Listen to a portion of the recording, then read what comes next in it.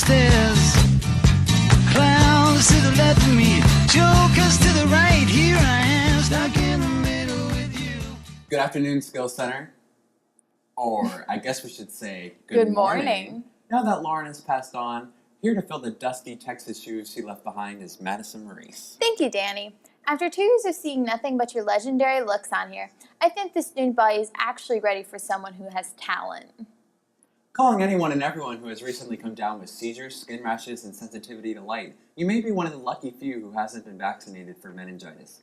The school district now requires that all pupils got to be vaccinated or they can't come to school. Remember all those great times you had the bus stop from Calamari's? We don't either. If you live within 2 miles of the school, you better lace up those walking shoes because that's pretty much what everyone else is going to be doing because you won't be receiving a bus pass this year. I guess that serves us right for actually utilizing tax-funded transportation. In Newsies, you're on the Thigh, student government is having their very first meeting of the year this Wednesday at 2:55 in oh-so-sweet Miss Hezekiowski's room. You may have noticed a new teacher lurking around the hallways. I had a chance this week to talk to Mr. Wood. Where did you get your degree? I got my degree in mathematics from Penn State Barron, and I have my master's in education from Liberty University. How long have you been teaching? This will be my 4th year teaching, so I have 2 years of experience at our middle school in the Charter School of Excellence, and I also had a year of high school math experience at an RTF. What did you think of your first week here at Skills? I have wanted to teach here at Skills for a long time, and it was pretty much what I thought it would be. It was really wonderful. The students are very well behaved and a lot of fun, and I just really liked the culture and the atmosphere, so it was excellent.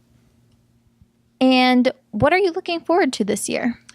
I am looking forward to making math class very fun and making some good connections with my students, helping them to be prepared for whatever it is that they are going to be doing. So problem solving is part of everyday life, and also if there's any tests that they need to get ready for. So that is my goal, and so far so good. And what else can your students expect this year? We will be doing some GeoGebra, which is basically a free online graphing and mathematical application, and we can use that in all of our classes, and basically it'll let us see how the concepts work. So you'll be able to watch an animation or do an interactive activity. So basically be like a lab for math class, so it'll be much more engaging, which will be good. That's very good. Thank you very much for meeting with me. All right, thank you. We're finally back to school, and we wanted to see how you were feeling. Let's go to Jada and Lorenzo, who have the scoop. So how do you feel about the new changes with the classrooms and the new dismissal time? I love the dismissal time, but the changes of the classroom, I'd be confused. Like, walk around here, I'm like, where do I go? Especially finding offices and stuff. Okay, thank you. So Dylan, how do you feel about the new classes switching around the school, and how do you feel about the dismissal time? I mean, the dismissal is pretty great, but the classes, that's okay. They're still okay. I like the other ones better. Okay. So how do you feel about the new dismissal times? I mean, it's way earlier than what it was when I was at my old school, but now, like, I'm in this school, it's better, I think. How do you feel about the earlier dismissal time from where you last were? Well, it's different, yes, but I think that, it's just a matter of adapting to it and changing. How do you guys feel about coming to school 10 minutes early? I mean, it doesn't bother me because I come to school on time all the time, so. It bothers me because I'm super late every day, so yeah. Thank you. Okay, PJ, so how do you feel about the first period being the same all school year? Let me tell y'all. Listen, I got Mr. Hoffman, so I'm not happy about first period every single day. That's irritating. Thank you. And now to Pawan and I with the dress code. After having 3 months off of school, it's hard to remember all the etiquette and do's of don'ts around the building. For example, dress code. Save those legs for your hubby's house. That's an easy 7 inches only your doctor should see. Culinary folks in the kitchen, toss those slides for some more practical footwear. Whoa, easy now. Hats and sunglasses are obviously a no-go. Do we really need to make a video to tell you that? And check those coats at the door. Unless you have a crop top with some obscenities underneath it, then you should probably keep it around. Now we're ready to learn and nurture our minds in the appropriate clothing. Now to Mr. McCullum, who would like to address a few expectations to start off the year. Good morning. My name is Mr. McCullum. I'm the assistant principal here at the Charter School of Excellence Skills Center.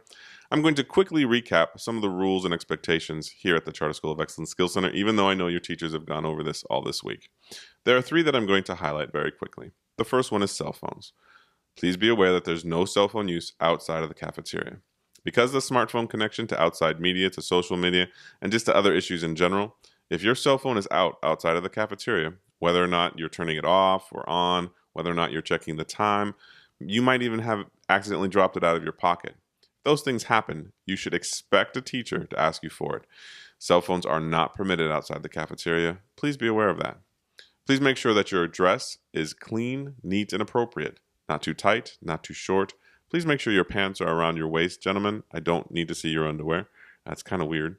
And also, please make sure that when you are in the hallway that you're using a pass. Students are not allowed to use the hallway 10 minutes before or after a transition. So please plan your bathroom trips accordingly, and also make sure that your teacher has given you the classroom pass or a written pass so that you can go to exactly where you need to be.